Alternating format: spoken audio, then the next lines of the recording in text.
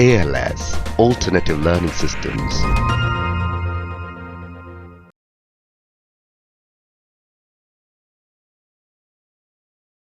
What are the stakes of India in SCO, the Shanghai Cooperation Organization? This is the question, because there were many question marks raised on India's decision to join Shanghai Cooperation Organization as a full member, especially because we know that it is fully driven by China and actively supported by Russia. And when it comes to this organization, definitely the leader is China, number 2 is Russia. So naturally, India can get only a third position in this whole organization. After becoming an 8-member organization right now, India can be at the best termed as third in the hierarchy of SCO. So this question was always there: should we join an organization which is driven by China and actively seconded and number 2 by Russia? So this question was always there.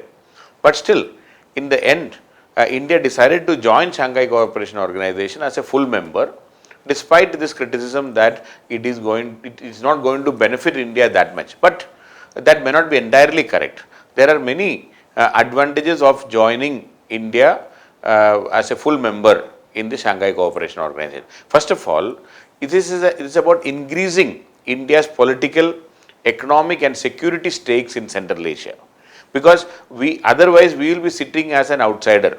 If we are not a full member, if you are only an observer, this will have some limitation in India's involvement in the Central Asia's political, economic and security stakes. That is number 1. Number 2, this SCO gives India certain unique opportunities, especially to get constructively engaged with Eurasia and to address the shared security concerns, especially for combating terrorism, containing the threats posed by ISIS and Taliban. In fact, if you look at the origin of Shanghai 5 in 1996, that was the time when Taliban captured power in Afghanistan. And there was a threat of Taliban and the kind of hardline, the Islamic radicalization to be spreading into Central Asian republics also. So at that time, India was definitely concerned about Taliban spread into Indian side also. So that is why India took an interest in SCO, and when India was offered an observer status, we were more than happy to join at that time.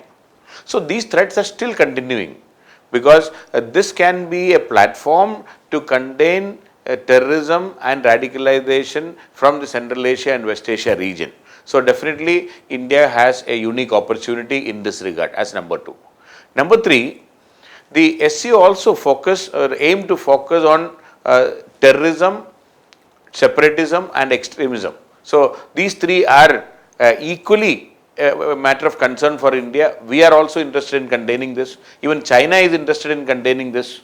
Even if China is the leader in this organization, even Chinese are concerned about terrorism, separatism and extremism. So these 3 evils, it is always better to cooperate and discuss and participate rather than keeping away from the epicenter of these 3 evils.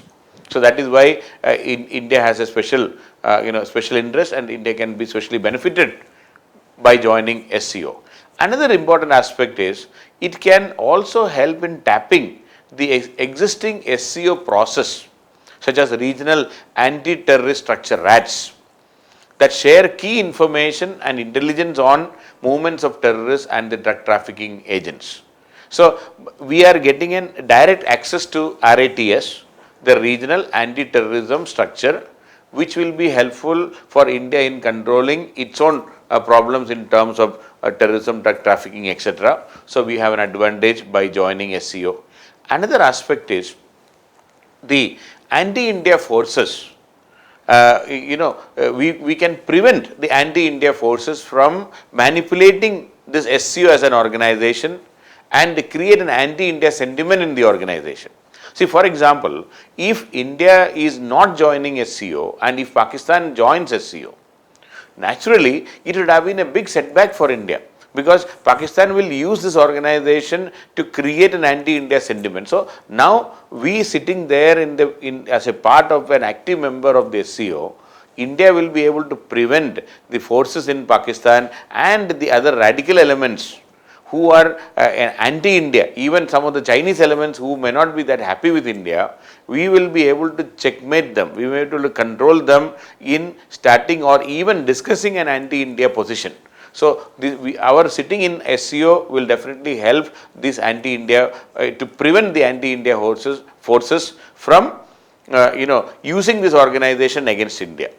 Also, another aspect or another advantage for India is we can have we can gain information on drug trafficking control, cyber security threats, public information, mass media, educational environment and environmental disaster management, water related issues. So, we can have a shared discussion in all these aspects. Also, it will provide India an additional benefit of securing its energy interest, because Central Asia has huge resources of energy, oil and natural gas.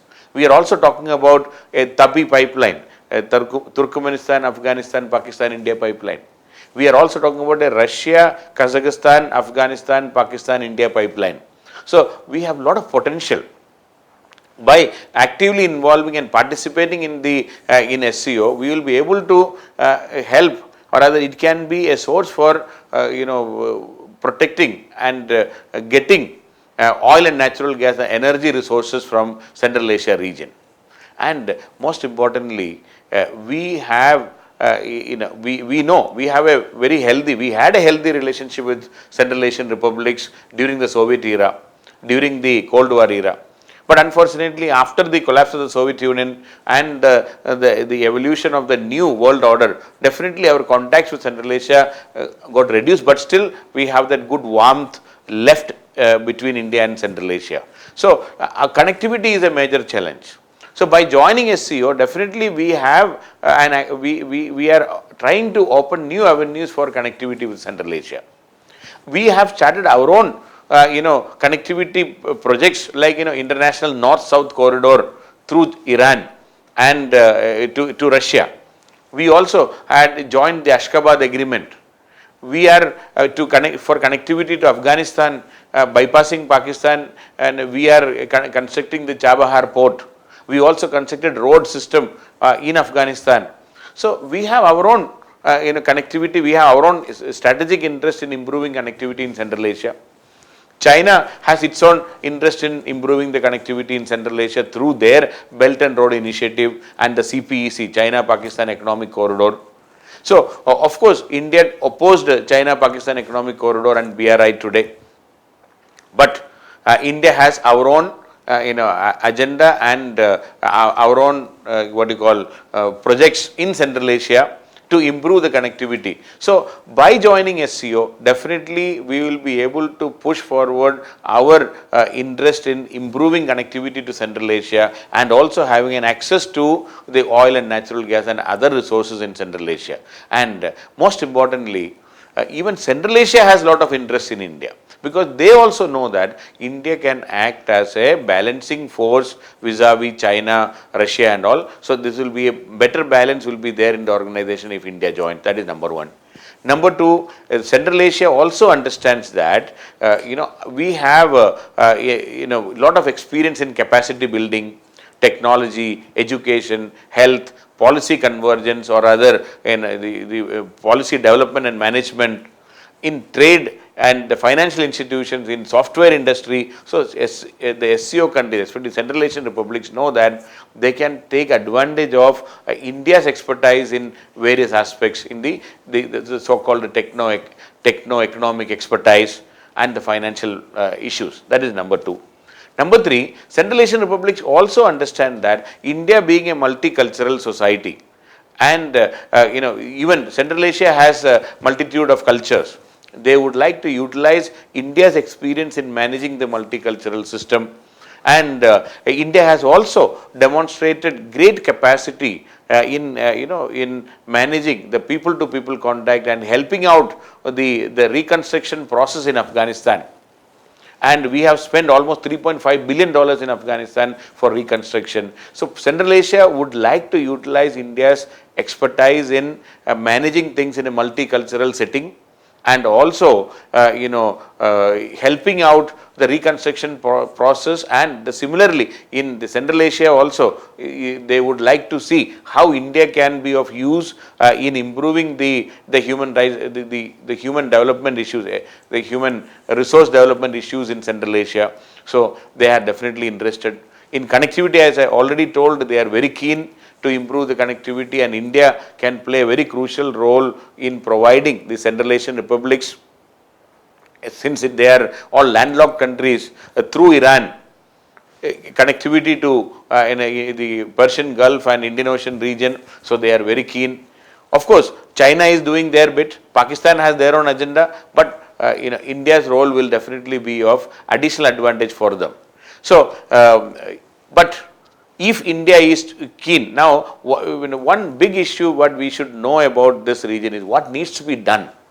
India is very keen to increase the role in Central Asia. That is why we are joining SCO. But what needs to be done? First of all, by the moment we joined SCO, India should realize that we should be able to deal with China and Pakistan more constructively. We will have to have a constructive position on China's BRI, Belt and Road Initiative. We cannot be a critic and still critic of the BRI, because China's flagship program right now is BRI. And we cannot be constantly criticizing only on the issue of our sovereignty issue in Pakistan occupied Kashmir. So we need to create a better response. We need to think more sharply and come out with a better response to China's BRI, number one. Then only our relationship with SCO will improve, because the Central Asian republics are an ardent supporter of BRI right now. They are a great supporter. Pakistan is a great supporter. India is an exception. So we need to articulate a new strategy in BRI in the coming days. We will not be able to continue to blindly oppose BRI in the coming days. That is what I personally feel. Number two, the International North-South Transport Corridor project which we initiated, we have to take it to the logical conclusion. The infrastructure issues in Iran is still continuing. With great fanfare, we started the construction of Chabahar port. We need to make it a world-class port, and connectivity should improve from Chabahar to rest of the Iranian cities and further into Central Asia. We joined Ashgabat agreement, but then we have to again push the connectivity more vigorously so that we are able to reach out to each and every Central Asian republic much more ease and comfort, bypassing Pakistan. We have great expectation to reach Afghanistan bypassing Pakistan, but again the connectivity is not yet fully under control, and we have not been able to make it in the best possible manner. So that is one thing India will have to do with excessive care, and with an increasing urgency we have to do it.